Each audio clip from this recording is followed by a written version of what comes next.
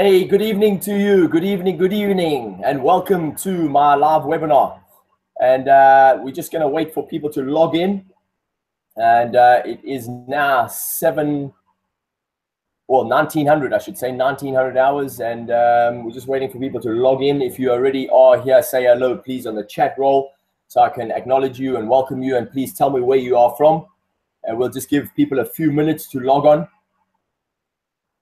And as I said, yeah, say hello. Tell me where you're from. I can see we got 20 viewers on now, 23. It's going up. Nice.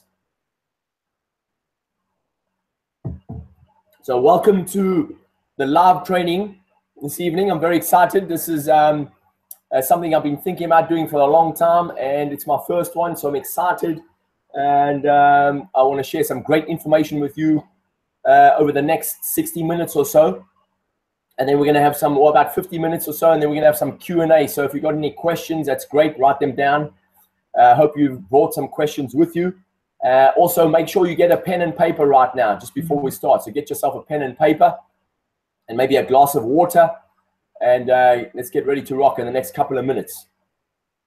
And as I said, if you're coming online, please say hello so I can acknowledge you and tell me where you're from.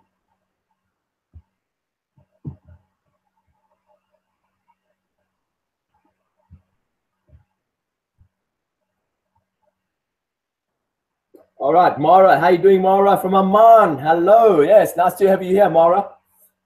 Simon, glass of wine, if you want to, my friend, if you want to. Hopefully it's good wine. Hello, Claire. Nice to see you here. Jane. Hello to see. Nice to see you here, Jane. And Simon, I've said hello to you, my friend. All good, brah. I like it, brah. We used to say that in South Africa when I was growing up, but now we say brew, B-R-U. Not the kind of brew you drink, but brew from the Afrikaans derivative, which means brother. And in America, they say the same thing, but they use an O saying bro. Nada from Amman, thank you for being here. Okay, let me know if you can see me fine, guys. Hopefully you can see me fine. Hey, Dowie, good to have you here, my friend. From North Wales. Louise, lovely to see you here, Louise. Awesome. And Brian from Birmingham, welcome. Petra, welcome. JC from the Netherlands. Wow, awesome, buddy. Great to have you here. Dahlia, my friend from Amman, nice to have you here. Thank you for tuning in. All right. And let's see who else has come on. We've got Mona. Hey, Mona, great to have you here. So I've got quite a few of my friends from Amman, Jordan. Nice to have you here. I was recently in Amman, Jordan. They made me feel so welcome. I can't wait to get back there. It's a lovely country, beautiful people. I spent a fantastic 3 days there being hosted by my friend Issa Asaf, who ran an event called Limitless. Great time, great people. You got to get out there. If you've never been there, make sure you go. Make sure you spend some time in the Dead Sea like I did. I had the most amazing business meeting in the Dead Sea for 2 hours, floating on my back in the Dead Sea for 2 hours, just talking business with my friend Issa. It was fantastic. Kathy from London, great to have you here, Kathy. Hey, Thomas, originally from the Czech Republic, now living in London. Thomas, my man, good to have you here, brother. It's Faye from Manchester. Hello, Faye. Chris, my friend Chris from the Midlands, good to have you here, buddy. Petra, good to have you here. We've got a guest. It just says guest. Hello, guest 3737. Oh, it's Lydia from Surrey. I've just seen your post underneath that. Hey, Brees, good to have you here. Brees, long time. Brandon Block. It's Blocko in the house, bro. If you don't know who Brandon Block is, where have you been for the last 25, 30 years? The guy's an absolute legend. Great to have you here, Brandon. And all right, good, my friend. So listen, it's 7:05.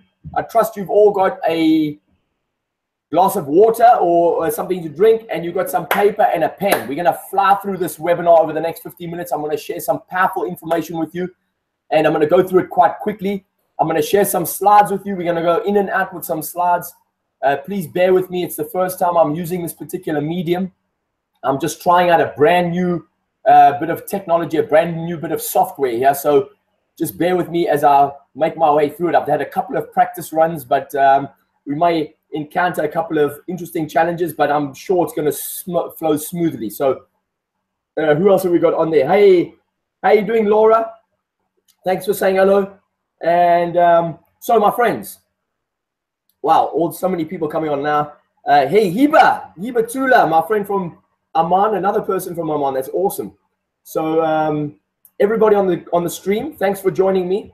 I really appreciate it. And the reason I wanted to put this together is because I'm really passionate about this information. And first thing I want to do is I just want to say, I want to promise you something here. I'm going to promise you that you're going to learn something exceptionally powerful. And it's also very simplistic. But do not let the simplicity of this practice foil you or fool you into thinking that this won't have any kind of impact in your life if you practice it consistently. This is the key. Consistent application, my friends. You know, consistency is such a powerful word. When you do something consistently, then what happens is you eventually get it into your body. And I always say it to people, I say knowledge means nothing until it's in your body.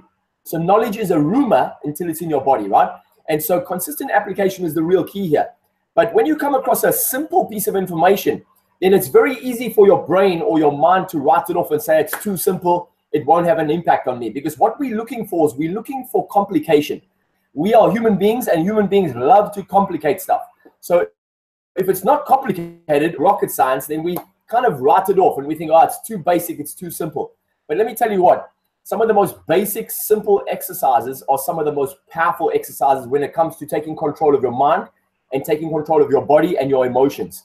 And when you practice these tools that I want to share with you, and you start practicing them regularly, and that means every morning, every night, and in between morning and evening throughout your day, whenever you have 5 minutes here, 5 minutes there, we always find a bit of spare time on our hands. We might be sitting on a tube, we might be sitting in the car in traffic, we might be just sitting at home, you know, just having a breather, relaxing with our feet up. And that's the perfect time to launch into any of these exercises for a few minutes, because as I said, consistency is key and it's about building momentum. So I'll make a promise to you right now, my friends. Using the information I share with you here tonight will absolutely begin to shift everything in your life, because everything is about vibration. And what you're going to learn tonight is that this particular practice carries a very powerful vibration with it. And this has been around for the longest time. This is not new. I mean, I first came across this stuff 16 years ago when I started to practice it on myself for my own personal reasons. And what you see now is it's starting to become more and more mainstream media now, as more and more people are talking about it. More and more people are getting into it now. More and more people are seeing the benefits and the results of this particular practice. And hence they're talking about it to their friends and family. They're sharing it on social media. And people like Wayne Dyer, Louise Hay, Joe Vitale, Randy Gage, you know, these teachers, and even now recently in the last 3 or 4 years, even recently now, Tony Robbins, who's been practicing this himself for the longest time, but now starting to share it openly in his workshops. So more and more people are now hearing about this stuff. So my promise to you, as I said, consistent application of what I share with you here tonight will definitely transform your life and create miracles in your life. And the miracles are available to all of us all the time. But what we have to do is we have to put ourselves in the right place all the time. So let's see, anybody else come on here? Thank you, Chris. I appreciate that, buddy. Philip, welcome, Philip from Shropshire. Hello, my friend. Welcome to see you here. Good to see you here. So another thing I want to do is also I want to say, please, my friends, make sure you stay till the end, right? Make sure you stay till the end. You know, if you're into sport or if you know anything about sports, you'll know that the people who stick around to the end are usually the people who get the gold medal. So stick around to the end, because I have something which is akin or, you know, which resembles the gold medal that I've just mentioned for you at the end of this webinar. So make sure you stick around to the end. And as I said, we'll do some Q&A after I finish sharing information with you. So you can answer any questions, get them answered. And as I said, I've got something that's, you know, very special for you right at the end. So stick around to the end. You're going to love what I share with you. Another thing too, my friends, is that remember, this is important now. I know I'm speaking quickly, but I'm going to slow down now. I'm going to pause. Focus on me and focus on this webinar. Do not be distracted. Your phone right now, if you've got a phone nearby, push it away, stick it on silent, stick it on airplane mode. Don't let the phone distract you, because I know what people are like. I know, because I'm a human being too. And I've been on webinars too myself, and the phone is there and I'm looking at my Facebook or I'm looking at my Instagram or my Twitter, and that's distracting. And then it means you're not present. And when you're not present, that's when you miss exactly what you came to get. And I always find that if the more present you stay, the more powerful the training is, because then you really take it in at a deeper level. So stay present, make notes, write down any questions you have about anything I cover, and then you're going to get the most maximum value from this webinar. Another thing I want to do is, I want you to just consider now, take a few seconds now, just to consider the future. Consider your future, right? Consider yourself 6 months into the future now. Actually, let's go 12 months into your future. And I just want you to take a few seconds, close your eyes if you have to, put your hand on your heart, and I just want you to visualize yourself 12 months in the future now with your hand on your heart, and just imagine your life working and unfolding exactly as you would love to have it be. So imagine your life with true, authentic happiness.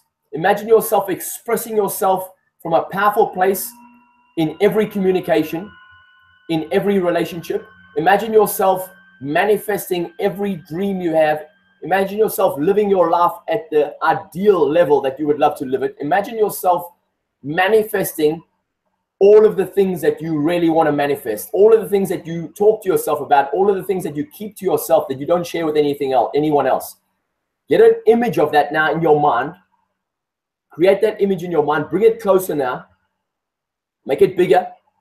Make it brighter. Hear the sounds. Step into that image and see through your own eyes and see things unfolding in your life a year from now. What's changing in your life a year from now? Now that you are using these tools and these disciplines, these practices on a regular basis every day, you've made them part of your daily discipline and you do them without fail, and you can see now how they're starting to manifest miracles in your life. Tell me now, don't tell me, but just think about what's possible right now in your life 12 months from now that you're starting to manifest your ideal life. That's what I'm promising you now, my friends. Whatever image you saw in your mind right now, that's what I'm promising you 12 months from now. Now, 12 months might seem a long time to some people, but it's not. It goes by like that. 12 months flies by. And what's sad about the fact that 12 months goes by so quickly is that most people will find themselves in exactly the same place 12 months from now. Nothing will have shifted. Nothing will have changed.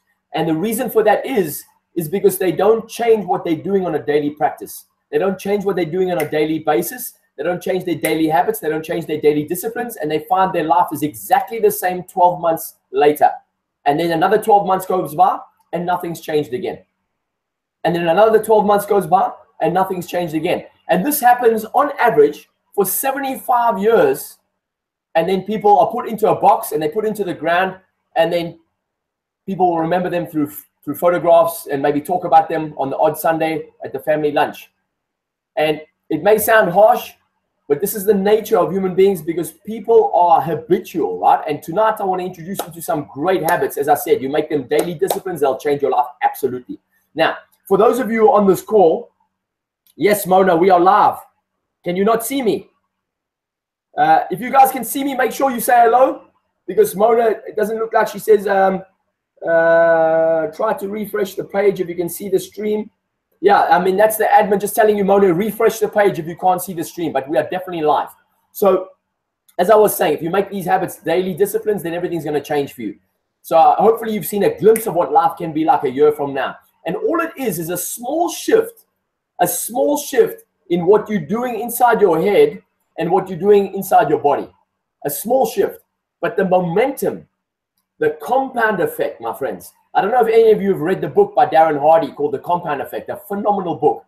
But it's powerful because what it talks about is the compound effect. In other words, when you do something small, but you do it every day. But it's a small thing, every day. For instance, heart breathing. So when I talk about heart breathing tonight, if you start doing heart breathing every day, and it only takes you, about 3 minutes. 3 minutes. You do it every day. 3 minutes every day for 365 days of a year. That compounds to a massive impact 365 days later. That's like a 365% shift. A 365% shift is more than a 360 rotation, right? But imagine you here and suddenly you 365 days later and you've been applying yourself for 3 minutes a day and everything started to shift because you've started doing something completely different with your body that seems tiny, seems insignificant, seems so simplistic. But when you compound it together, and it's 365 days, then it's a massive shift in what it starts to produce in your life. So for those of you on this call, and you may be wondering, who am I? What I'd like to do is I'd just like to qualify myself very, very quickly.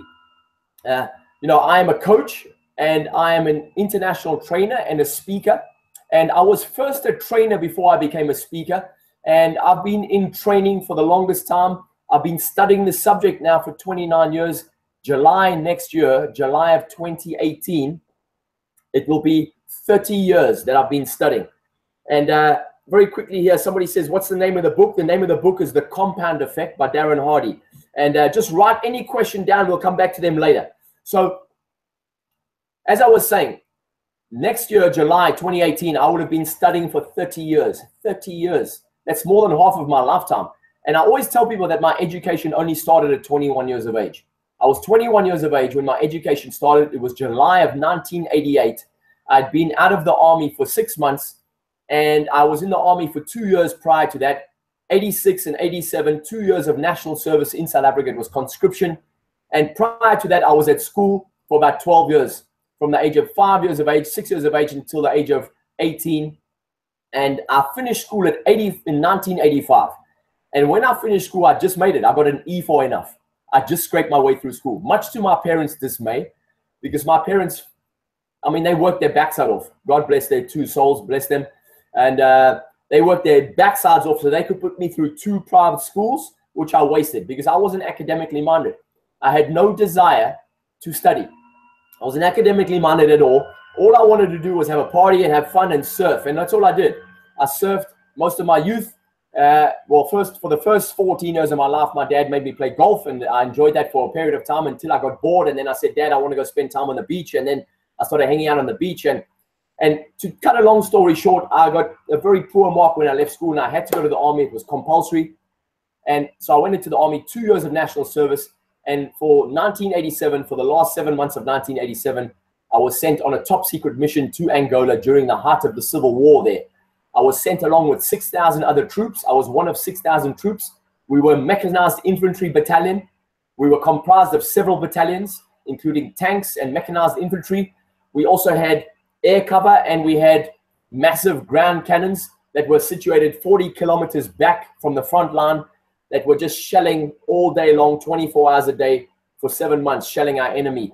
And the enemy was 25,000 strong, camped in different areas in Angola. And for 7 months, basically, I was at war. And my very first combat, which lasted about 2 minutes, 2 weeks after we had got into Angola, we ran into our first combat. We ran into 4 Russian T-55 tanks. They were buried into the ground. We didn't see them until we were right on top of them, and they took us out.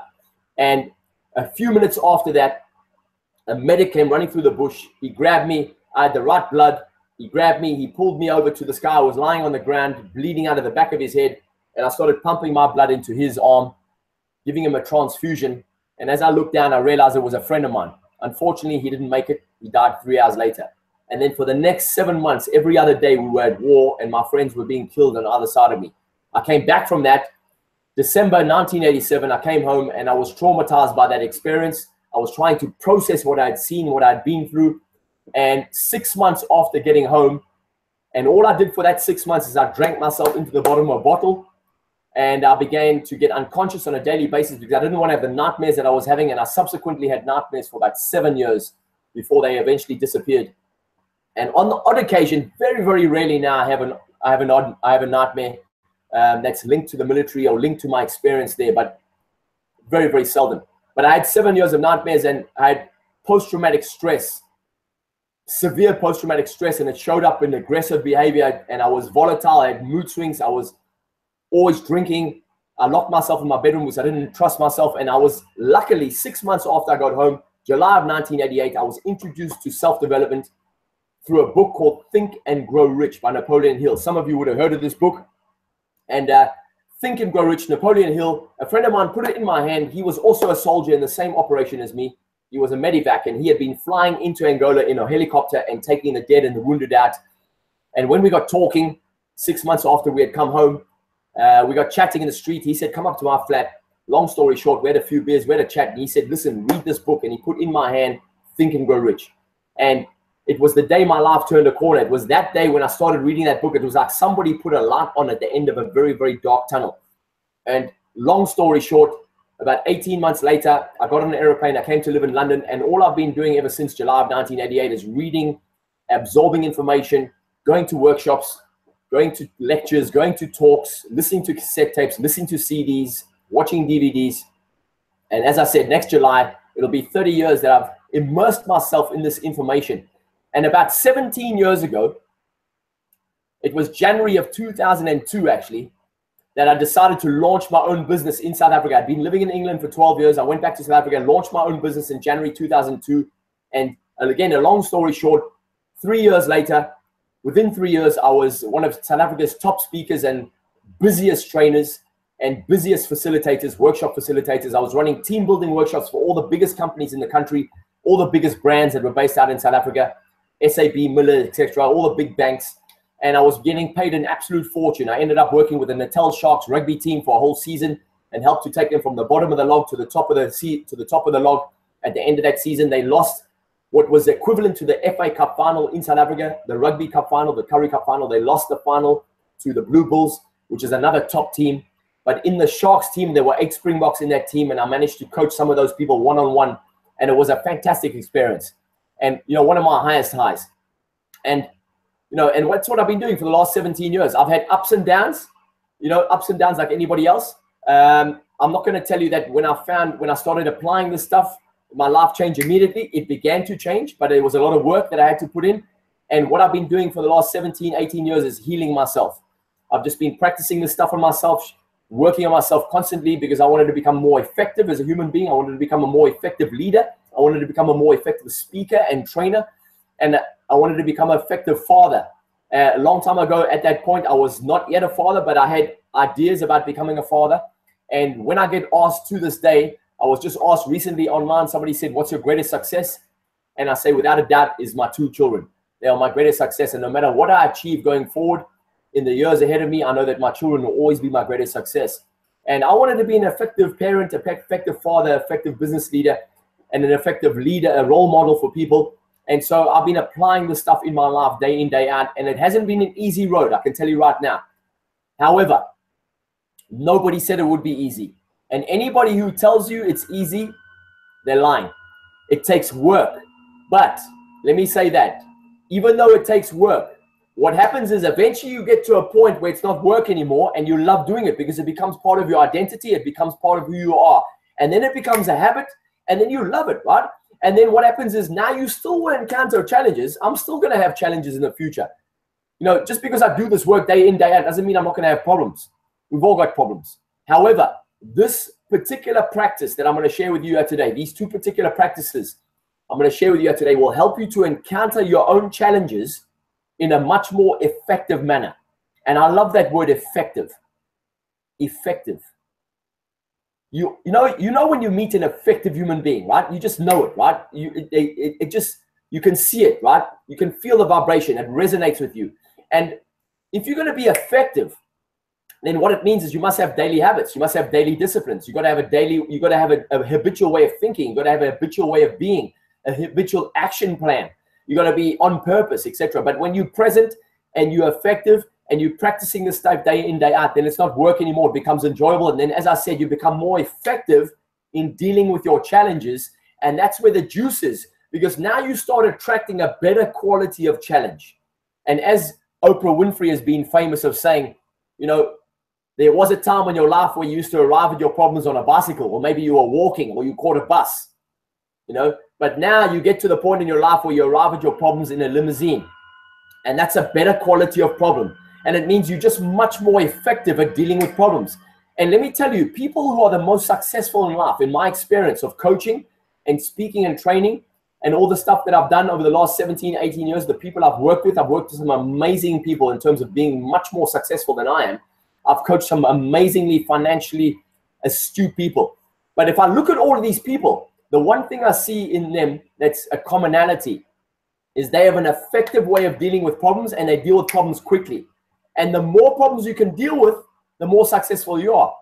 And as your quality of problem gets better and better, and you start dealing with them much more effectively and much quicker, then what happens is you start living life at a much higher level. You start vibrating at a higher level. You start resonating at a higher level. You start attracting better opportunities. And each opportunity you practice in the future is also going to bring its own fair share of challenges, because you need to work out how you're going to make that opportunity manifest, or you need to work out how you're going to effectively turn that opportunity into some kind of opportunity in terms of money, income, or build a business or a relationship, whatever it is. So it's going to bring its own fair share of challenges. So really it's about being effective, right? Being very effective. So my friends, I just want to, I'm going to attempt now to share my screen with you guys. So hang on a second. There we go. So I've called this heart power because I believe that, you know, if you look at the heart is, you know, one of the most powerful, well, it is the most powerful organ in the body. It was the first organ to develop in the fetus. Your heart started beating long before any other organ began to even develop, long before your brain developed. And if you look at the heart nowadays, the heart actually has neurons. It's been, you know, when people have studied the heart, they found neurons in the heart, which is the same cells you find in your brain. So really the heart is also a thinking, it's a thinking organ. And the heart processes information, it processes emotion. And so when people say, you know, when people say things like, you know, you have a gut feel about something, that's more attuned to your heart, really. Although people call it a gut feel, or they call it intuition, or they call it sixth sense, or they call it instinct or something, it's related to your heart's ability to process information using the neurons that it has in the heart, which is a thinking organ, right? So I've called this workshop Heart Power. And as I was saying, my greatest success are my two children. This is my son Daniel on the right, my daughter Amber. My son is 15, and my daughter 13 will be 13 in December. And I absolutely, you know, I'm so proud of these two kids, just like any parent would be proud of their children. And, you know, they bring just amazing happiness into my life. And there was a long time ago where, you know, I was, well, I just thought about one day I'm going to be a father, and, you know, what would that be like? And it scared the life out of me. But now I can, you know, I'm just proud of the relationship that we've developed, that I've developed with these two children. As I said, they will always be my greatest success. So I just thought I'd, you know, introduce you to them there. And then if we look at this now, spiritual psychology, I've been interested in spiritual psychology for about 17 years now. And I just want to tell you very briefly, spiritual psychology. And again, let me just stop sharing here so you can see myself. And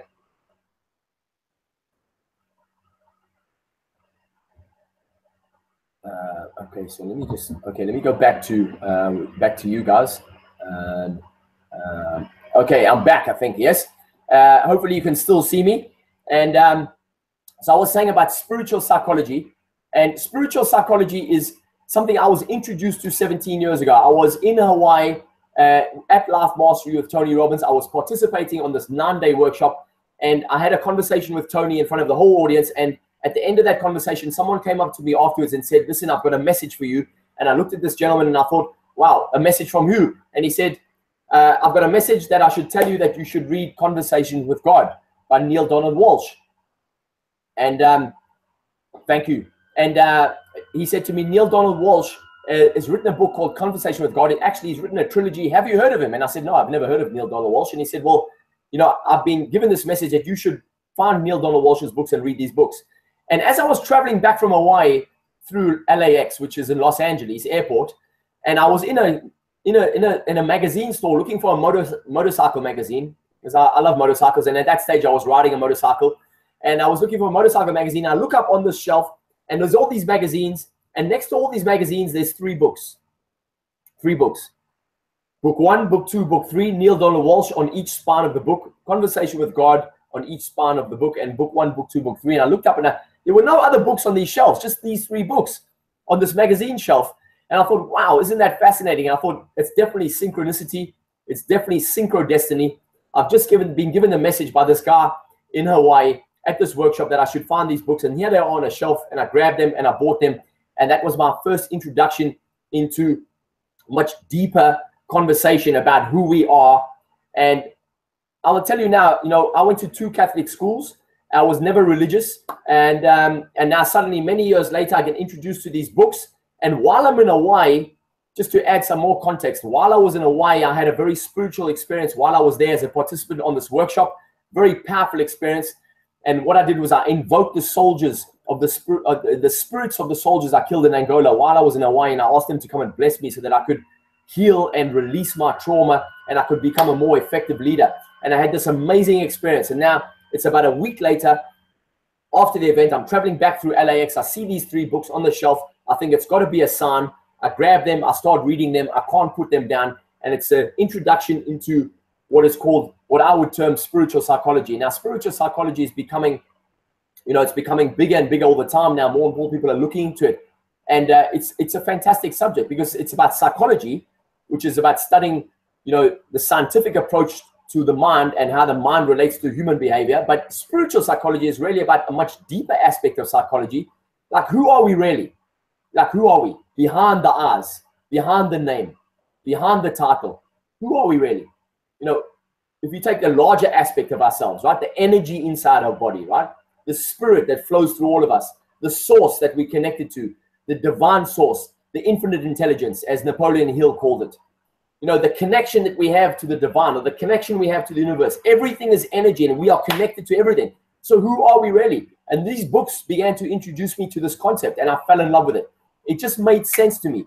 It bypassed the intellect and went straight into my heart. The intellect is related to belief and ideas. The heart is related to knowing. And when you have a knowing, it just makes sense. It just bypasses your intellect, goes straight into your heart, and it just makes a lot of sense, and it resonates with you. And that's the feeling I had when I read these books, and I couldn't put them down. And I began to tell everybody about them. And I began to tell everyone about them. And I just said, you got to read these books. And Neil Donald Walsh has gone on to write many, many books now. He's written over 20 books on the subject of spiritual psychology and who we are in terms of the much bigger aspect, the more divine aspect, who we are at the deeper part of ourselves. And he's a brilliant writer. He's my favorite author, in fact, my absolute favorite author. And I don't know if any of you have read him, but I absolutely recommend him. And so, as I said, 16, 17 years ago, I found these books and I started reading them, and I'm loving them. And I start to notice shifts in my life. And before I know it, things start speeding up. And now, it's many years later now, and I've just taken my own training in a new direction now. I've done a lot of training on mindset, a lot of training on money mindset, on communication, on leadership, on sales, on customer service, on peak performance. But really, for the longest, for a while now, I've had this little nudge. I've had this nudge. And some of you may know what I mean by nudge. It's a nudge from somewhere inside of me. And I've even been hearing the 2 words, trust me, not audibly, but a feeling that translates into 2 words, trust me. And so I've gone in this direction, and which is why I'm sharing this with you now, because I looked at my own life and I thought, what has had the biggest impact in my life? What has had the biggest impact that I've been able to heal my own heart and also help other people to heal who have been through massive trauma by sharing with them the most important things that have made the biggest difference to me. And it had to be Ho'oponopono, heart breathing, heart math, heart intelligence, soul psychology, spiritual psychology. And so I've started to share this in my coaching for the last several years. And it's had a great impact on all of my clients. And at first, some people are quite resistant to it because they never heard about it and it sounds a bit woo-woo. And, people are a little bit when it comes to religion. But I always tell people, this is not religion. This is universal intelligence. This is universal energy. It's everywhere. It flows through everything. And the sooner you start to recognize that, the more powerful your life becomes, the more effective you become, the more deeper you can go within yourself, and the more you can let go of what's stopping you from being the best possible human being you can be. So spiritual psychology is a powerful thing. So let me see if I can go back here to where we were before. Okay, I need to share my screen with you guys again. Hold on a second. Application window, there we go. Okay, I'm getting the hang of this. And then if I make that a big screen there, you can see that.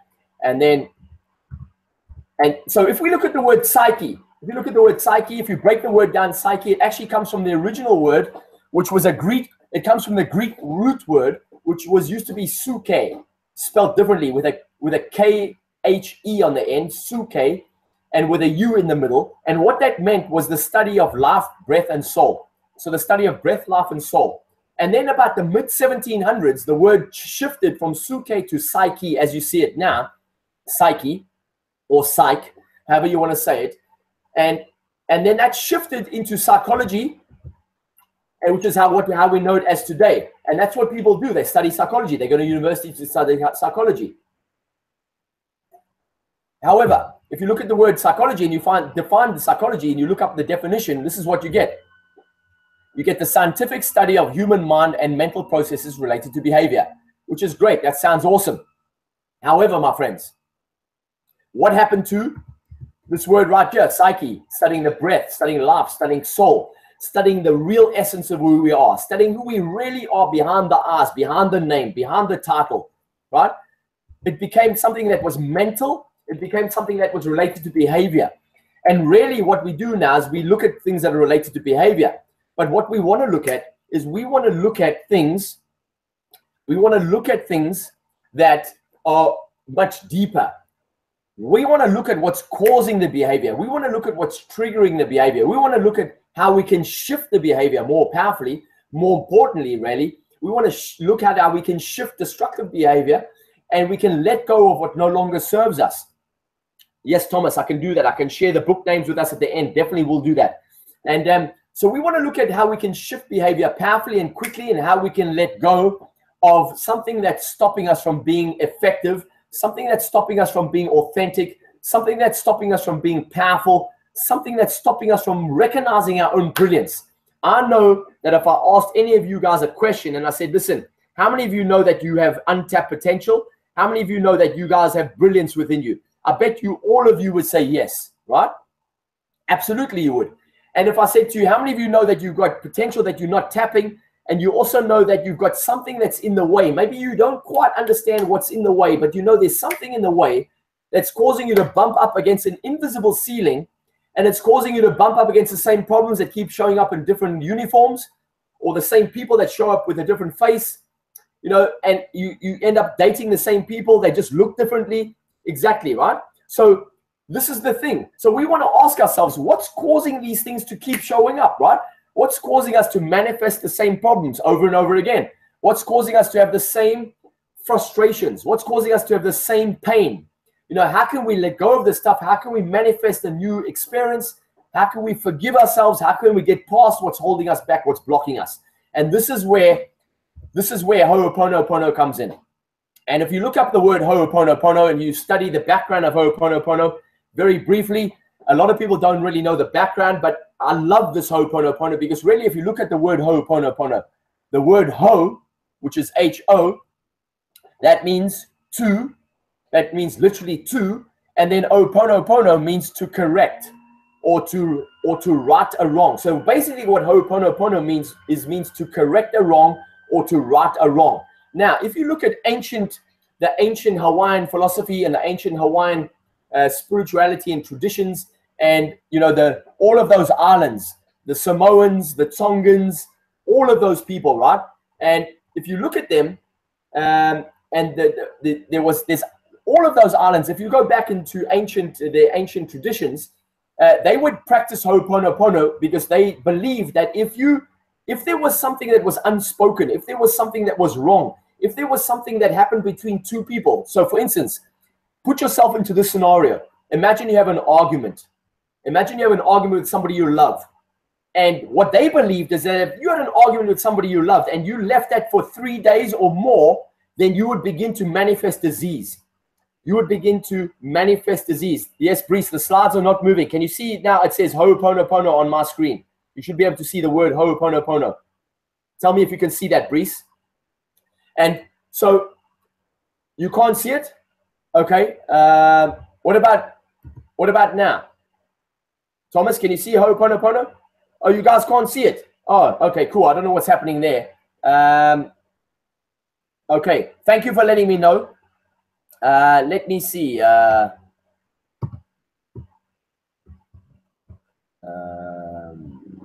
Hold on. It seems that for something is happening here. Hold on a second. Let me go back to you guys. Okay. Just tell me if you can see me. Give me a thumbs up if you can see me. Yeah, Simon, technology. I know. The slides aren't moving. I'm stuck on slide 3. Okay, cool. All right. So you guys can see me, yeah? Yeah, it was on full screen presentation. I don't know what was happening there. So as I was saying, Ho'oponopono. The word Ho means two. Ho'oponopono, to correct a wrong, to right a wrong, to heal. In other words, it means to heal a wrong or to heal an error, to correct an error. So basically, what they believed was, if you had an argument with someone you loved, or there was something between you and someone else, you had an altercation, you had a difference of opinion, and something wasn't right, and you know what I mean, right? We all have these things. If they believe that if you left this, thank you, Simon. So they believe that if you didn't correct it and you left it for 3 or more days. Now, how many of you guys have had an argument with someone you loved and you left it for a week or more than a week or 2 weeks or 2 years, right? How many of us have done that? We've all done it, myself included. They believe that if you didn't correct this within 3 days, you would begin to manifest disease. You would begin to become ill, because they believe that by not correcting that wrong, they believe you began to trap the natural divine energy that flows through you. It began to get blocked. You were beginning to block it with your limited mind, with the limited thinking about that experience. So what they believed was that when you had an altercation with somebody said, just to mention before it came back to you, it did show the whole slide. Okay, thank you, my friend. We'll see if we can bring it up again. So they believed if you had an altercation with someone and you didn't correct it, then what would happen is you would start to block that energy because you've got a limited outlook about that particular experience. And what you're doing is you don't see the gift in the experience. And the gift is more love. Because if you can see the gift of the altercation, which allows you to correct the wrong and to get deeper in your communication, to get deeper and to take your relationship to much deeper, where you start to be more authentic with each other, then what happens is that is very, very powerful. So they believe that Ho'oponopono is a powerful experience. Now, in modern times, Ho'oponopono now is changed somewhat, because now you can do it yourself. You can do Ho'oponopono on yourself. You can do it with someone else who's not even in the same room as you. You can do it with somebody who's not even in the same country as you. But in the old days in Hawaii, they used to use a moderator or facilitators. They would have someone who was in the middle, and the moderator or the facilitator, which was usually an elder, in the tribe, somebody who was wise, an elder of the tribe, would be the facilitator and the moderator of the Ho'oponopono, and they would mediate between the two people and help them to heal the altercation, so they could forgive each other and they could go back to a state of love and compassion and connection and depth. And really, in the Western world, we've forgotten that, my friends. We've forgotten that. We've forgotten it in the Western world, because what we are doing is we're living from the mind. We're in the head all the time. And Tony Robbins always says, if you're in your head, you're dead. You've got to get in your heart. And when you get in your heart, using your heart and the neurons that are in your heart, and you're thinking from your heart, and you're feeling from your heart. You're not thinking, you're feeling. But it makes you more compassionate. And that's why Ho'oponopono is becoming so popular, and more people are hearing about it, and heart breathing and heart math. The intelligence of your heart. We've got to start using our heart power. Heart math, if you've never heard of heart math, co-founded by a guy called Howard Martin, and their slogan is add heart with a plus sign. So add plus sign heart. And they believe you should add heart to everything. And now in business, more and more now business, people are bringing heart math into business. They're bringing heart intelligence into business. In other words, there's now spiritual business. Spiritual consciousness is now making its way into business, where people are now far more socially aware than ever before in business. And they're starting to take care of social aspects or social issues or social incongruencies in the world, and donating and becoming charitable. Big businesses now are becoming more and more charitable as they recognize the power of being socially intelligent and spiritually intelligent. So this is now making its way into everywhere. Hibatula, would this video be available later? Yes, my dear, we are recording it, Hibatula, we're recording it. So if you can't watch it now in full, then we will definitely send you the link. So Ho'oponopono is to correct the wrong. And Ho'oponopono, if you don't know what it is, simply, it's very, very powerful. It's simple, 4 phrases. I'm sorry, please forgive me, I love you, thank you. And you can say them in any order. I usually say, I love you, I'm sorry, please forgive me, thank you. Or I say it sometimes I say, I'm sorry, please forgive me, I love you, thank you. And it doesn't really matter. And as I said, you can use this on yourself. You can use it on anyone who's not even with you in the room. You can use it on somebody else who's in another part of the country. So I use it with my sisters, I should say, which are from all my, my mother had 2 daughters, my father had a daughter. All of them live in South Africa. And I do it with them because I know they're not with me, and I know that some of them are going through challenges. And so I'll do Ho'oponopono with them. I do it with anybody that I've had an altercation with or difference of opinion with. I use it in the traffic. Yes, in the traffic. If somebody cuts me up, and when someone cuts me up, you know, traffic usually brings out my worst side. If someone cuts me up, then immediately I want to react and I feel my blood boiling, and immediately I say, I'm sorry, please forgive me, I love you, thank you. And I'll send that person in that car love. And immediately it impacts my state, immediately shifts my state, immediately I feel much more calmer. So it's a very powerful thing. So Ho'oponopono is such a powerful thing. And then I'm going to try and bring my slides back again, my friends. Hold on a second. Yeah, let's see if we can do this again. I want to make sure that my slides are in, yeah, I'll put them in there. And then let's go. Let's see what we can do here. Hold on a second.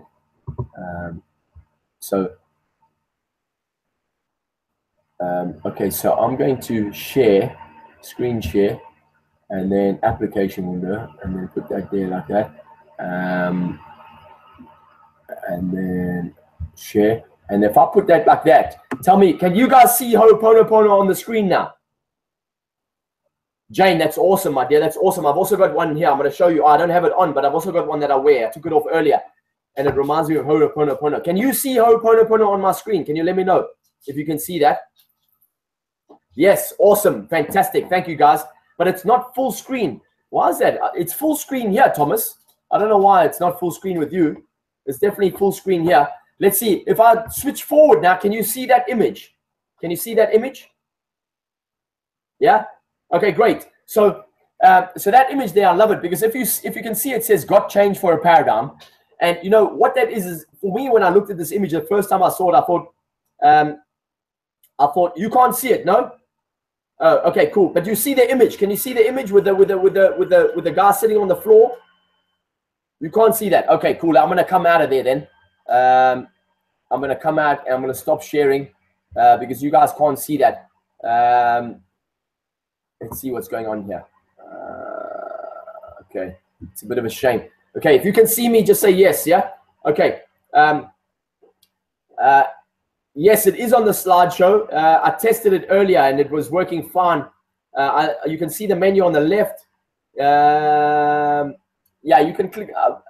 Okay, so really I had an image there of a guy sitting on the floor, and he's holding a sign and it says, God changed for a paradigm. And really we all have a paradigm, and our paradigm is, it can be our greatest enemy, but it can also be our greatest ally if we learn to use it properly and we learn what's actually in the paradigm. What's in the paradigm is a collection of beliefs, and those beliefs are what are preventing us from really being effective, because we believe the world is a certain way, and we believe that we should show up in the world in a certain way. So if I can just, what I'm going to do is I'm going to see if I can make this a little bit smaller so I can actually see my slides, and then I can talk you guys through it, because you guys can't see the slides, but I can. And okay, so you know, if you consider, what does it say? Can you please email the slides, or they will give? Yes, I will. Well, if I email you the slides, you're not really going to understand them without the explanation. So, but what I can do is I will think about sending you a breakdown. Okay, so if you can see me, that's good. Now, remember, there's two. I want to explain something to you. There's two things now. You have the mind, right? The mind, which is made up of survival software. Survival software. Listen to the word survival. How many people do you know that are surviving in the world right now? People that you know personally. How many do you know? If you know people who are surviving in the world right now, personally, if you know they're just surviving, they're not thriving, they're surviving. Yes, some of you are saying many. Yes. Thank you, Simon. I appreciate that. Now, how many of you know people that are surviving? We all know people are surviving. Most people are surviving. They're just trying to get by, right?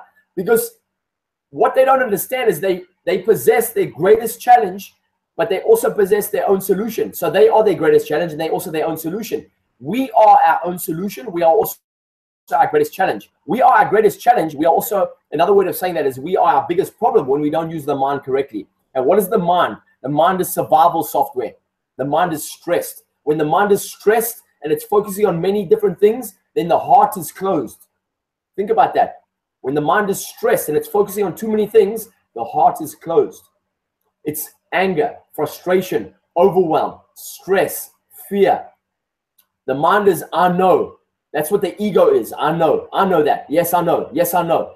If you ever catch yourself saying, yes, I know, then what you're doing is you're preventing new information from entering your mind. When you say, I know, what you're saying is you're saying, I know that, and I don't need to listen to that.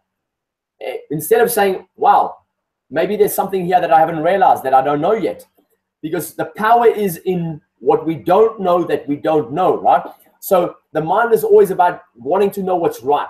The mind always wants to know what's around the next corner. The mind is always evaluating. The mind is always judging.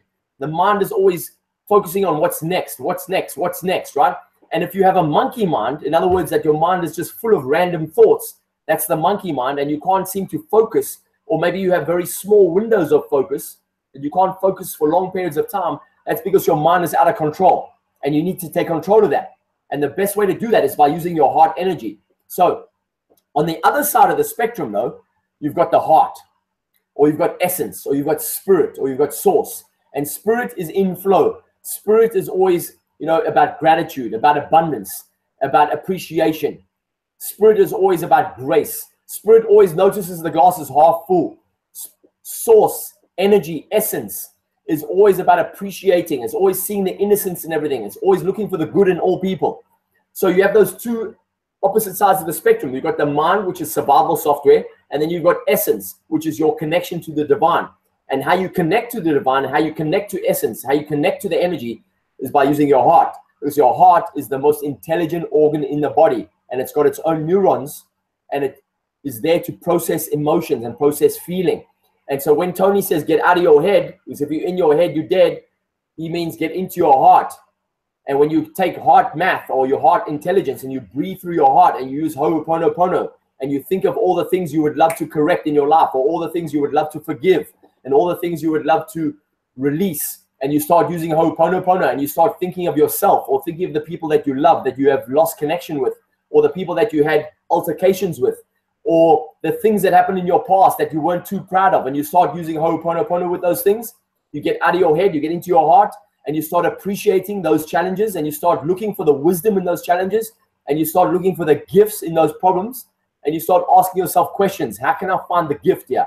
How can I appreciate the gift in this challenge? How can I forgive myself right now? And then you just use Ho'oponopono. I'm sorry, please forgive me. I love you. Thank you. I'm sorry, please forgive me. I love you. Thank you. If you combine that with heart breathing, in other words, you breathe through your heart. In other words, although you're breathing through your nose or your mouth, you imagine that you're actually breathing right through your heart. You breathe in, and as you breathe in, you focus on love. You just see the word love in your mind if you need to, or you just think about love, or you think about love. And when you breathe love, you breathe in love, and then you imagine you're breathing out through your heart. And as you breathe out, you think of the words let go. You breathe in love. So you put your hands on your heart. Everyone do it with me now. Let's all try it together. We'll do it 3 times. So put your hands on your heart like this and focus on your heart. And as you breathe in, imagine you taking the breath in your heart. Imagine you're actually breathing in your heart. And as you breathe in, you think of love. And as you breathe out, you think of let go. And let's do that 3 times together.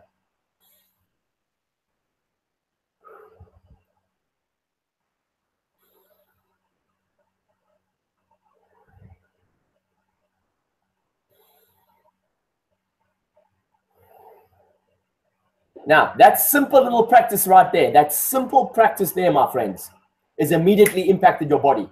Within seconds, it's had an impact on your body. I don't know if you can feel it.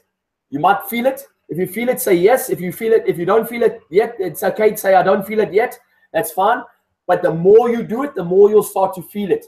And what you'll start to feel is you'll start feeling a sense of peace. And it might be short-lived, but it's there. And now your job is to practice expanding that feeling. So what you do is now you start breathing in the morning and in the evening. As soon as you wake up in the morning, the first thing I say in the morning when I wake up is I say, thank you. It's great to be alive. Today is my favorite day. I am blessed. And then what I do is I do some heart breathing. I imagine I'm breathing in my heart. I focus on love. I breathe out. I focus on letting go. And what I say, when I say let go, what I know is what I'm thinking is I'm letting go of anything that no longer serves me.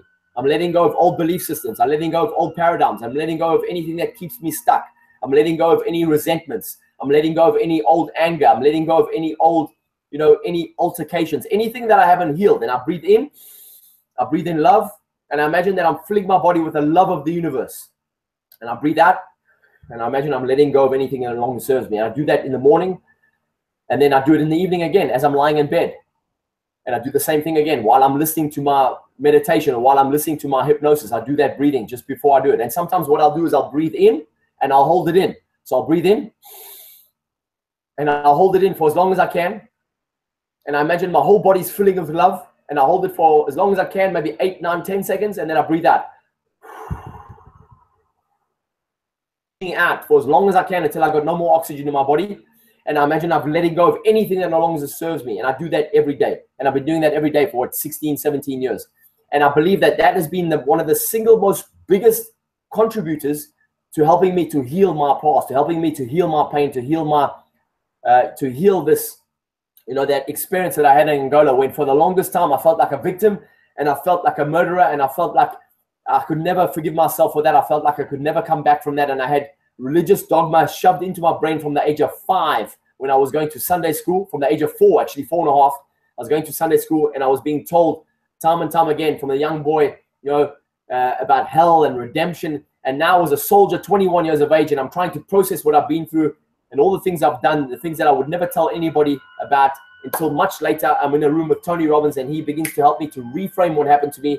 And now it's 18 years later, and I've been doing this practice every day. And I can tell you now, it's really had a massive impact on my life. And it's not only the heart breathing, it's the Ho'oponopono too. So it's just the simple phrases. And I often look in the mirror. I look in the mirror, I look into my own eyes, and I say to myself, while I look into my left eye, I look into my own left eye. And the reason I say the left eye is the left eye is corresponding with the right side of the brain. The left eye corresponds with the right side of the brain, which is the creative part of the brain. And I look into my left eye and I say, I'm sorry. Please forgive me. I love you. Thank you. Now, I can do that looking into this camera right now. And I don't know if you can feel me right now, but I'm fully present because I'm imagining you on the other side of this camera. All my friends that are listening in now, and anybody that I haven't met yet, my new friends that I hope to meet one day. And I'm imagining you there, and I'm sending you energy. And I look into this camera, and I can do this present without any thought. I'm present, 100% present. If I keep quiet for a few seconds now, my mind is completely empty, and I'm with you energetically. Now, 18 years ago, when I started doing this, and Brian Tracy told me, 29 years ago, Brian Tracy told me, stand in front of the mirror. Brian Tracy used to say on a cassette tape, I used to listen to Brian Tracy, The Psychology of Success, The Psychology of Achievement. And he'd say that people with high self-esteem are very successful. People with high self-esteem are happier. People with high self-esteem have better relationships. People with high self-esteem make more money. People with high self-esteem have more success, more popular. And so he said, stand in front of the mirror and say, look into your own eyes and say, I like myself. I like myself. And I used to stand in front of that mirror, and I just couldn't do it because I hated the person I saw there. I had low self-esteem. I felt I was ugly. I felt unintelligent. I felt that I lacked a connection with my father. My father and I didn't get on. I had this paradigm which was destructive, and it was full of these limiting and disempowering beliefs. And now it's 29 years later and 18 years of practicing, about 16 years of practicing Ho'oponopono and heart breathing and heart intelligence, and learning to get out of my head and practicing getting in my heart. Has it been easy? No. Is it worth it? Absolutely. As I said to you in the beginning of this webinar, it's not going to be easy, but consistent application, it's going to make it worth it. When you get to a point in the future, at some point, 12 months, 36 months, 60 months, 10 years in the future, and you look back and you think, my gosh, that practice, that daily practice, 3 minutes a day, 5 minutes a day, 10 minutes a day, whatever it is, but just doing it, even when you don't feel like doing it. Listen now. Listen to me now. There are many, many, many days that I didn't feel like doing it. Many days. And some days I would do it and it would feel empty. And some days I would do it and my brain would say, this is not working, you idiot. Why are you doing this? This is stupid. Stop doing it. But I knew that was my ego. I knew that was my ego self, my false self. And I knew that somewhere inside of me, somewhere connected to me, there was a higher authentic self that I knew if I just kept doing it, that higher authentic self would eventually make its way to the front of my existence, to the fore of my mind, to the fore of my being. And now I'm happy to say, and I don't say this because I'm not, it's no way is it an ego thing or it's bragging, but I'm really happy to say that I've never been happier in my life. I've never been happier. I've never been more at peace. I've never been more content. I've never been more certain about myself, about my future, about my place in the world. I've never been more in love with my life, never been more in love with who I am and who I'm becoming. Never been more in love with than I am with my kids right now. I've never been more in love with the people in my life, like Sarah, my beautiful girlfriend, who, really puts up with me, the good and the bad. And, I'm not a saint. We all have our moments. But I've never been more in love with the friends. I'm loving my life because, and as I said, it's a compound effect of this daily practice, just breathing with the heart, 3 minutes, 3 deep breaths, 3 or 5 deep breaths, focusing on love in, focusing on letting go out, and then doing the Ho'oponopono, looking into my own eye in the mirror in the mornings and in the evenings. And whenever I'm in the bathroom, whenever I have a wee and I wash my hands, and I'm washing my hands, I look in the mirror and I say, hey, I love you. Please forgive me. Thank you. I love you. Please forgive me. Thank you. And I just say it. And sometimes I'll just say, I look into my eyes and I'll just say, I love you. Thank you. I love you. Thank you. I love you. Thank you. I love you. Thank you. I'll say it 10 times. And so it's that daily practice, but just making it a habit, right? It's very, very powerful. So, my friends, there's one other thing I want to share with you. There's a guy called Dr. David Hawkins. You want to check out his book. And as I said, at the end of this, what I'm going to do is I'm going to list all the books that I've mentioned here and the authors, and you can seek them out and read them. But Dr. David Hawkins, he takes this heart math to another level where he talks about the map of consciousness. The map of consciousness.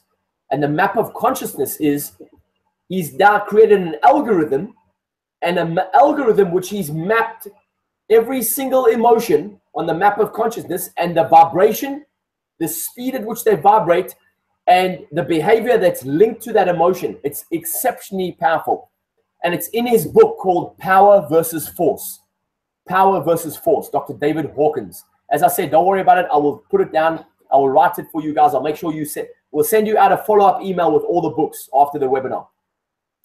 And in his map of consciousness, he says that the emotions, depending on the vibration, the speed at which they're vibrating, will create a magnetic force. And because we are magnets, we are essentially magnets, and we're vibrating. And thought vibration is the fastest vibration. Thought vibration is instant. And it's very related to spirit. And what happens is, he says, the map of consciousness, you can map the level or the vibration of a particular emotion. And he says that if you spend time in disempowering emotions, which are very heavy in nature. So for instance, at the very bottom of the map of consciousness, the very bottom of the chart is shame. The emotion of shame. Now, I know personally many, many people who carry the emotion of shame. I carried the emotion of shame for most of my youth. I was ashamed about my funny nose because I got teased about my nose from the youngest time. Even my cousins and my sisters teased me about my funny little nose. And even my best friends teased me about my nose. So for the longest time, for most of my youth, I was ashamed of how I looked.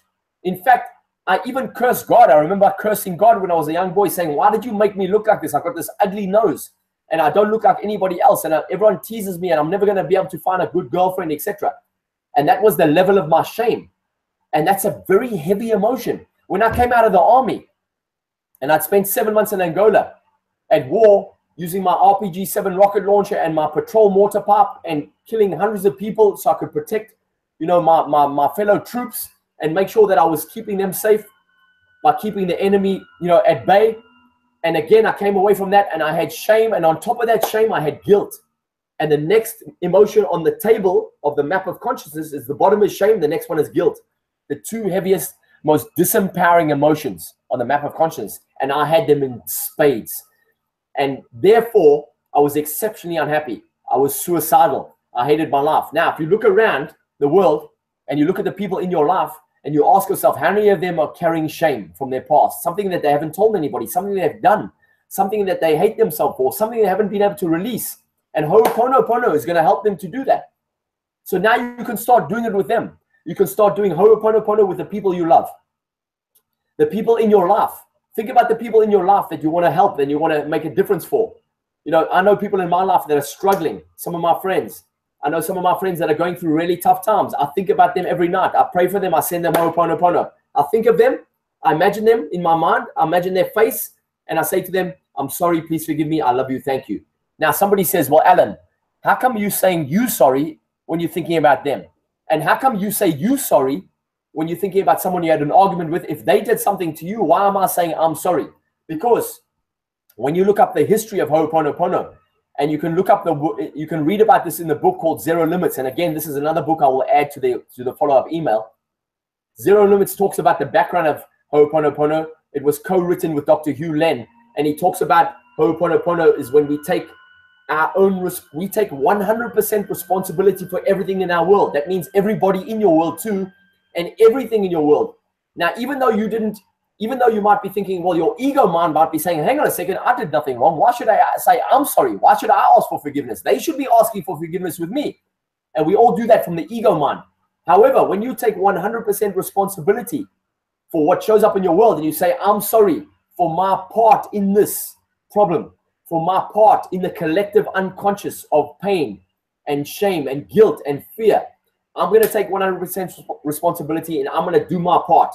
I'm going to say, I'm sorry. Please forgive me. I love you. Thank you. So you can now send that energy, and it's like an energetic healing. It's an energetic forgiveness. It's an energetic method of forgiveness. And what you're doing is you are sending that to the people you love. It's very effective. But the most important thing is the more you do it, the more effective it becomes. You can't do it for one day and expect it to create a miracle. You've got to do it every day and keep doing it. It's got to become part of your practice, your daily discipline. And it's a very, very effective thing. So I just wanted to add that in there. And there was one other thing too I wanted to share with you guys here. I'm just going to, oh yes, that's great. There we go. So coming back to heart intelligence and heart math. One thing, if you've studied heart math, then you'll know that your heart also has a biochemical field, a bioelectrical field, I should say. So in other words, your heart's energy is expanding, and it's resonating outside of your body about 3 or 4 feet around you, all around you, 3 to 4 feet. Your body's electromagnetic field is extended 3 to 4 feet around you. That means when you come into contact with somebody who's resonating on the same level as you, you can feel them. How many of you can feel somebody when you meet somebody? You actually feel them, right? You feel them energetically, right? Yeah. If you say, if you have that day, yes, thank you. So that's because you feel their heart energy. And when you resonate with them on the same level, you can feel them energetically. Now, when you consider hugging, and hugging is a very, very powerful healing method, and I always hug everybody, and I always ask people. Today I went to a business mastermind meeting, and I met somebody for the first time, and I said, do you hug? Do you mind if I hug you? And he said, no problem, I do hugs, and I hugged him. And he's a man too. And I always ask people if they hug, because I know that hugging is very powerful. It's therapeutic for me, and it's therapeutic for the other person, because I know that I'm going to give that person some of my heart energy, and I'm going to get some from them. And I know that if they're going through a tough time, I'm going to deliver some of my energy into them in that few moments. Now, some of you may have heard of the 20-second hug. How many of you heard of the 20-second hug? If you've heard of the 20-second hug, then thank you, Petra. Yes, I've been told that I'm a great hugger. I love hugging. I've mastered hugging, and I do it in a specific way. I put one arm underneath, one arm over, and I always hug left ear to left ear. Make sure you always hug left ear to left ear, because that's when your heart connects with their heart. And if you've heard of the 20-second hug, how many of you heard of the 20-second hug? Say yes if you've heard of the 20-second hug. Yes, Thomas says it's crazy how profound the energy is sometimes. Yeah, because energy is so powerful, man. And the more present you are and the more conscious you are, the more powerful your energy. And you can actually expand your energy. It's very powerful. You can send it across the ocean. You can send it to people. Okay, a 20-second hug. Some of you are saying, no, 20-second hug means you just hug someone for 20 seconds. Make sure you hug left ear to left ear. You connect your heart, one arm underneath their arm and one arm over the top, and they'll do the same to you. And you just say to them, you say, listen, do you mind if we just hug a little bit longer than normal? Don't let go. Just keep hugging. Let's do a 20-second hug. Some of them are going to think you mad, right? That's okay. Just tell them, listen, just humor me. And you can do this with the people that you know very well, right? Start with the people you know very well, because they'll think you're mad anyway, but they won't mind, right? And just say, let's hug for 20 seconds. As soon as you start hugging for 20 seconds or more, as soon as you reach that point, both hearts start vibrating in the same rhythm. They start vibrating in the same rhythm. They start matching beat for beat. It's very powerful. And if you consider that your heart is projecting the electromagnetic field 3 to 4 feet around you, and the other person's heart is projecting their magnetic field, now your magnetic fields are connecting and the vibration goes even higher. Very, very powerful. If you've got children, my friends, how many of you got children?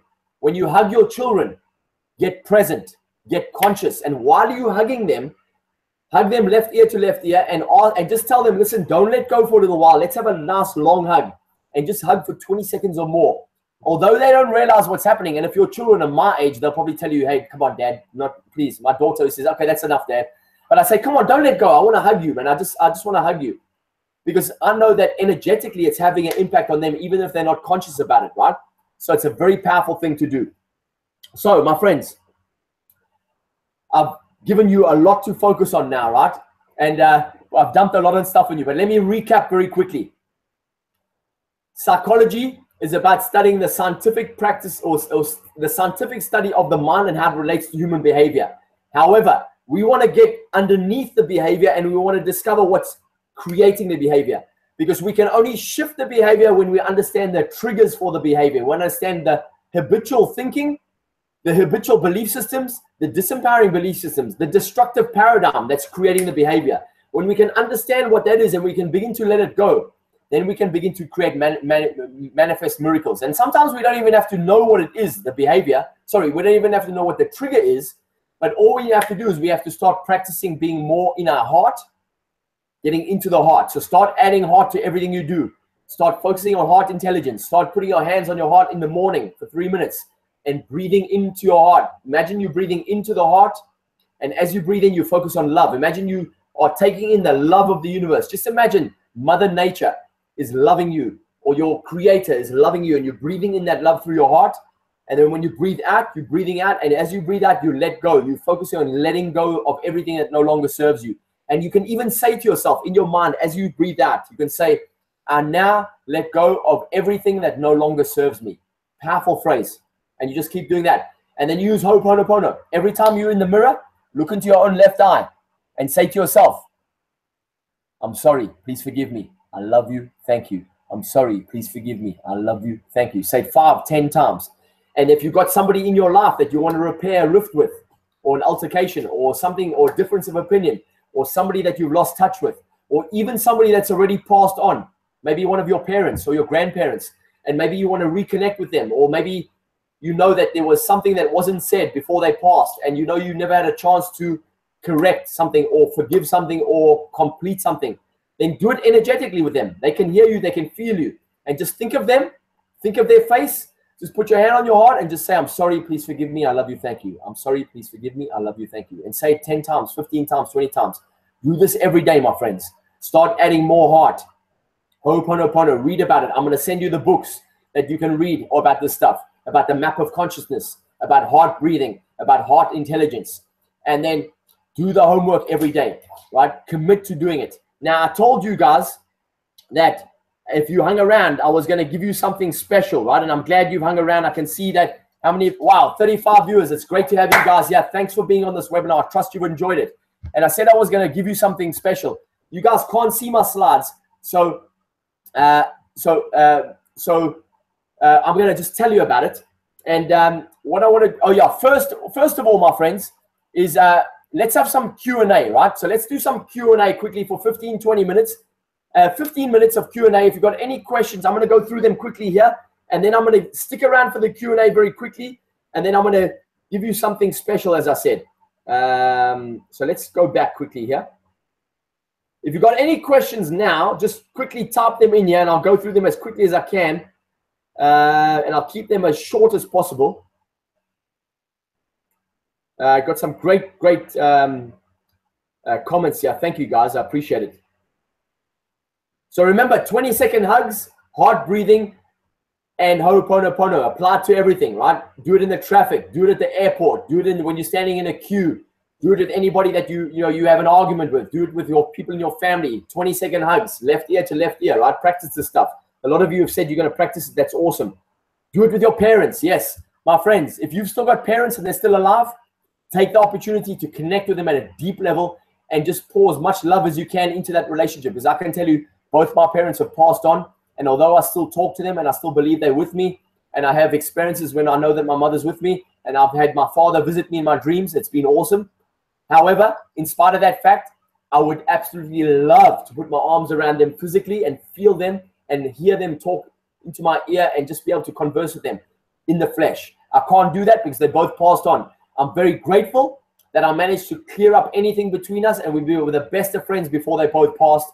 However, the reason I'm telling you this now is if you have parents and you've got something that you need to heal between you and them, then do it.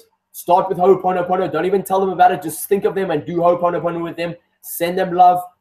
Do the 4 phrases over and over and think of them as you do it. And if you get in the vicinity of with them and you find yourself in the same room with them, just say, hey, mom, hey, dad, can I hug you? I haven't hugged you for a while. Can I hug you? Can I hug you? And listen, don't let go, right? Let's hug for about 20 seconds. Don't let go for a little while, right? Don't let go. Come on, don't let go. And they'll laugh about it. They'll feel a little bit uncomfortable, but just as you're doing it, just breathe. Breathe into the hug, and you'll feel the shift. You'll feel the shift. It'll be so powerful. And what it's going to do is going to heal your relationship with them. It's so awesome. And you will discover a depth of love with them that you haven't experienced for a long time, perhaps. And let me say one other thing about all of this. The most powerful thing on the planet, my friends, the most powerful gift we have is the love that we have and the ability to give it to other people. And when we give it to other people, we essentially give it to ourselves. Because when we give it to other people, they reflect it back to us. And it's such a powerful thing, my friends. And that's really why we are here, is to heal and to love and to evolve. And our soul has chosen this path, and there's no mistakes and nothing is ever in the way. Everything is always on the way. So let's see. Thomas says he's going to do it with his mum. That's awesome. I love it. Somebody else says, yeah, Hibatula says, I'll do it with my parents. I love it. I'm going to try it on my 13-year-old daughter. Yes, that's guest 3737. I think that was Lydia. That's awesome. Your daughter, she may think you're a bit weird at first. That's cool. Don't worry about it. Just persevere. Persevere. Remember, the person with the most certainty and the one who perseveres, the one with the most persistence is always the one that eventually influences the other person to their way of thinking. Yes, I keep those hugs forever. Feeling and emotion, the language of the subconscious also, yes. And the connection with the superconscious and the universe. I agree, Simon. Awesome. Louise says, excellent. Thank you, Louise. Thank you. It was awesome. I appreciate it. Thank you. I'm glad you've enjoyed it. How long to see these results with the practice? Thomas asked the question, how long to see these results with the practice? It's a great question. Sometimes it can begin almost immediately. Sometimes suddenly something will happen. Somebody will ring you. It may not seem related, right? But it's energetic, so it's all related. You might get suddenly a sales call, or a new piece of business comes in, or you might bump into an old girlfriend and it's not related. In your mind, you may not think it's related, but everything is connected. So sometimes it's instant and sometimes it takes a little bit longer, right? But the point of the matter is that you've got to make it a daily practice, because when you make it a daily practice, then it becomes a gift that you give to yourself every single day. And eventually, for me, it's got to the point where I can't imagine my day without starting my day, without doing my affirmations in the morning. Good morning, good morning. It's great to be alive. Today's my favorite day. Thank you, God. I'm so blessed. And then I can't imagine starting my day without the breathing, or without rebounding on a trampoline, or without doing my incantations. I just can't imagine starting a day without that, because I've been doing it for so long. It would seem weird. Something would feel like it's missing, right? So that's the real gift, is you give to yourself. Will the person you're sending know? Louise, that's a great question. Sometimes they will feel it. Sometimes they may even call you out of the blue. I mean, there are literally hundreds of thousands of documented reports and documented testimonials and documented stories of people who have created miracles with Ho'oponopono. In other words, I can tell you a story right now off the top of my head. There were 2 ladies, they were sisters. They hadn't spoken for 25 years. They parted very poorly, very badly. They had a massive argument. One of them moved to the other side of the world, was living in Australia, and the other one came across Ho'oponopono, and she thought of her sister, and she started thinking of her sister every night and doing Ho'oponopono. And within 2 weeks, her sister called her out of the blue, first time in 25 years, called her out of the blue and said, hey, I just thought I'd phone you because it's been too long since we spoke, 25 years, and I just wanted to say we're both getting old, and I would hate to go to my grave, unexpectedly without having healed our rift. And I just want to say I love you, you're my sister, and can we put the past in the past? And this person who was making the call didn't know that the other sister had been doing Ho'oponopono for the last 2 weeks. So they, that can happen, right? They may sense it, And after a while, you may even tell them about it if you start to see the energy in your relationship rising, or you start feeling a greater connection with them. You may even introduce it to them, right? So any meditation names, I will put some in a follow-up email for you, okay? And I'm sorry, I think that's Mona, right? But I can't see the name because it's written in Arabic, but I think I recognize the picture. Forgive me if it's not Mona. How can I shift my mindset from glass half empty to half full? My friend, that's a great question. And really, it's just practice. You've got to practice noticing when you're focusing on what's missing and bring your attention to what's available. What's missing is always going to be missing. What's available is always going to be available. But you get to choose what you focus on. And it's all habit. Everything is a habit. You've learned to focus on the glass being half empty.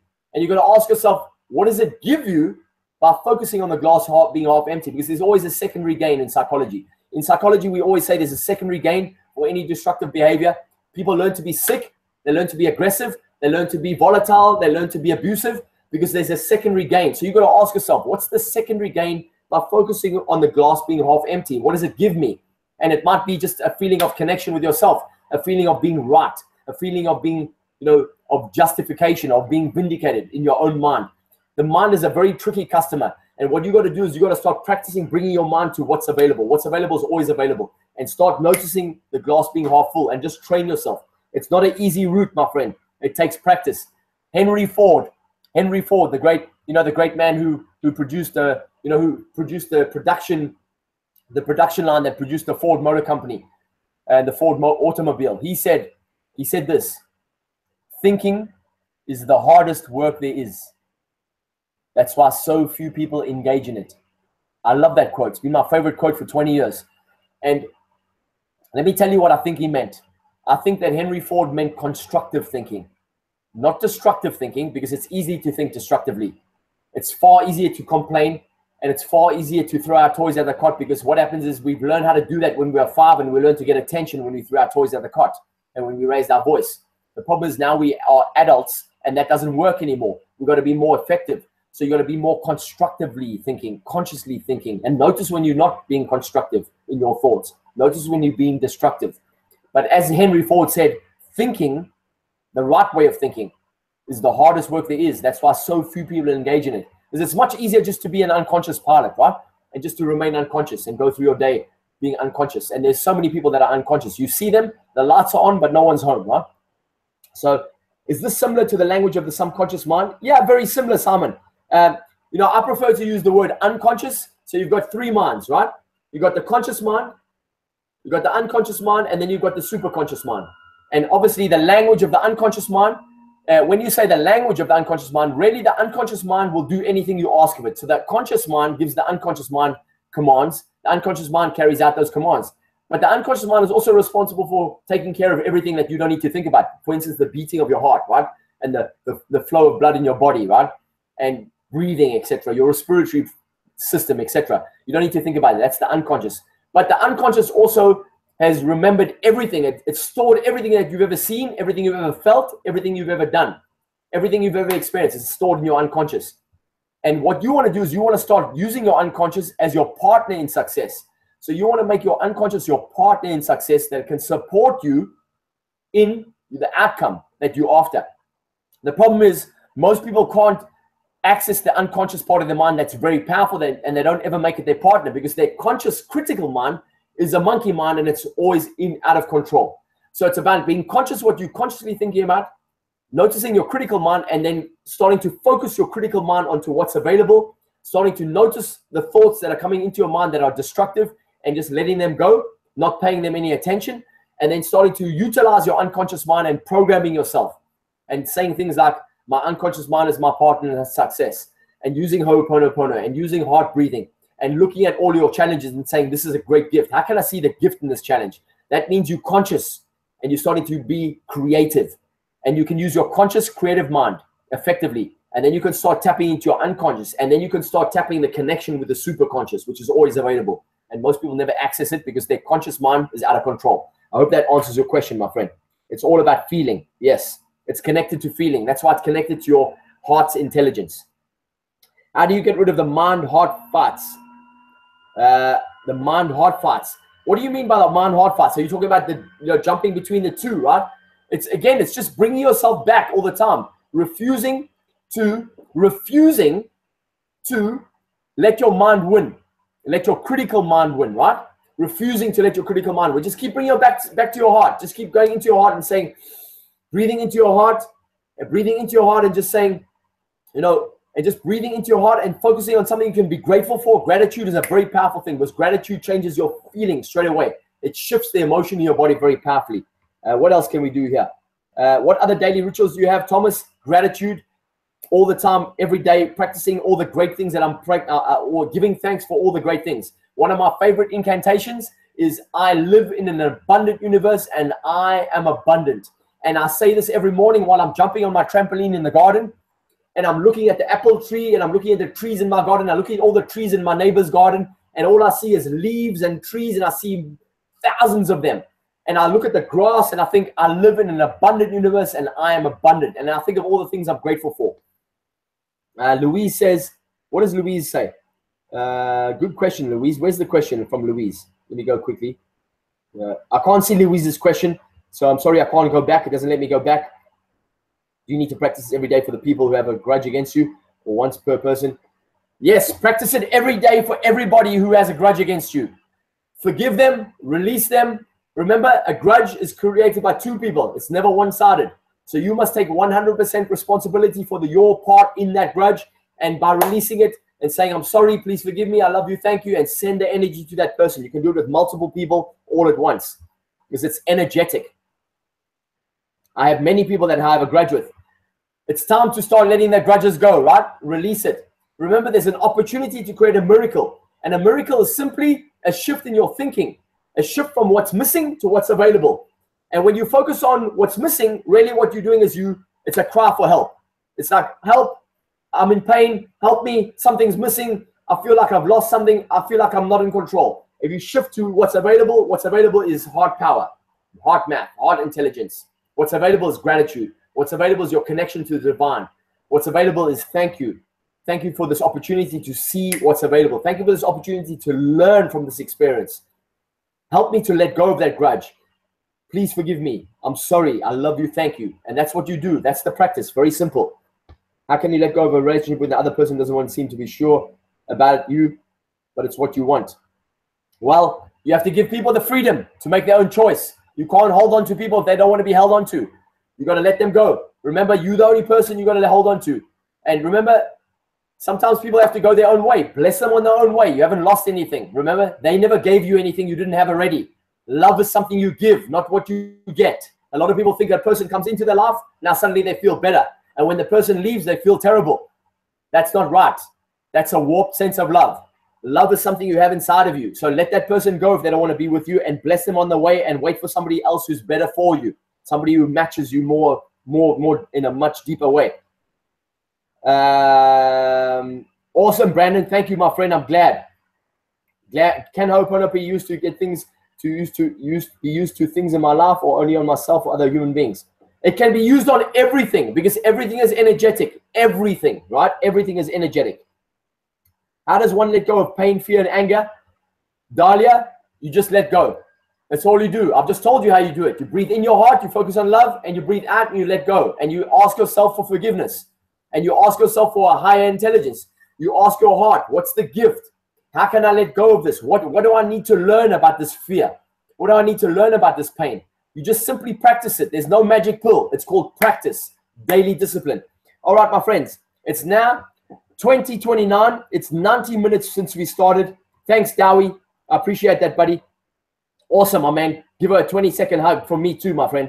Mara says, I have a question about the conscious critical mind. Don't we need to highlight some of our disadvantages? No, we don't.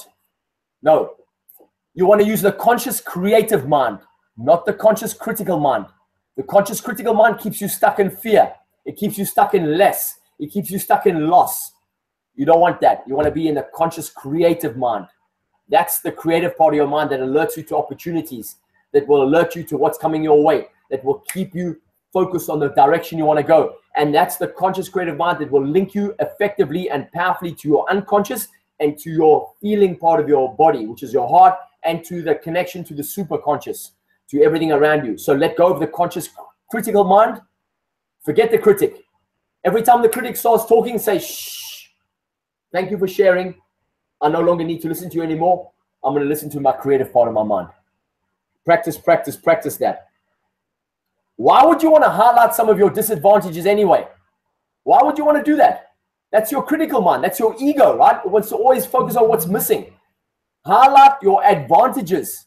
Let go of the disadvantages. Forgive the disadvantages. Forgive your own lack of awareness that's kept you focusing on disadvantages, and start focusing on your advantages and forgive your disadvantages. I'm sorry, please forgive me. Thank you, I love you. Forget that. Focus on the advantages. Okay, good. My friends, thank you for your questions. I'm gonna need to. I said I wanted to give you something now. I want to give you a gift. Remember? Thank you for staying online here. I want to give you a gift. The gift is, my friends, I'm running a one-day training on the same stuff. A whole day. Well, a whole day. When I say a whole day, 4.5 hours. 4.5 hours. 4.5 hours on the 17th of September. Put it in your diary right now. 17th of September. It's a Sunday. From 9:30 a.m. 9:30 a.m. is registration. We're going to start at 10 a.m. sharp. At 10 a.m. And then I'm going to do 4 hours of the stuff. And we're going to do some actual physical exercises in the room. So we'll do it together, and you'll get the feeling of this practice. So it'll be very interactive, and it'll be practical. 4.5 hours, 17th of September. It's a Sunday, 9:30 registration. Be there at 9:30. I'll send you the address, no problem. It will start at 10 a.m. sharp, and we'll finish at 2:30. By 3 o'clock, it'll be done. And I'm going to give you these practices, and we're going to have a fantastic day.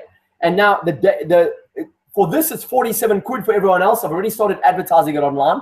It's 47 quid. But because you guys have been on the webinar with me and you've stuck around right to the end, I'm going to give you a 20% discount, a 20% off. And I want you to use the code. The code is LOVE20, LOVE20, LOVE 20. So if you use the code LOVE20 and you go onto the link, we're going to add the link in the chat box. Thomas, I think you're going to add the link for me, my friend, in the chat box. I think everybody can see it. And what we will also do is we will send it out in the follow-up email straight after this webinar. We'll send you a follow-up email with the link, and you use the code LOVE20. We'll include the code in that. And then what we'll do is you go onto that link, you add the code LOVE20, you get 20% off the 47 quid, which means it's about 10 quid off. So for you, it's only 37 quid, my friends. 37 quid to spend 4.5 hours with me, learning this stuff, taking it to a much deeper level, practicing it with other people in the room. It's going to be an amazing training. Come and join me, 17th of September, 37 quid for you, my friends, using the code LOVE20. I hope to see you there. Thank you very much for being on this webinar. It's been amazing. I've loved it. I hope you've enjoyed it. And look out for the follow-up email. It's coming out to you now as we finish this webinar. And remember, my friends, take action. Don't wait. You've got until 10 a.m. tomorrow morning to access that 20% off using that code LOVE20. I hope you take advantage of that. And I hope to see you on the 17th of September. That's Sunday in London. I will send you the address. I hope to see you there at 9:30. Thank you. You guys have been amazing. Thank you for your questions. Again, I said I'll send you the email with the books and some of the stuff. We'll recap and the link and the code. And I'll see you on the 17th. You guys have been amazing. Thanks for tuning in. I hope you've enjoyed it. Stay blessed.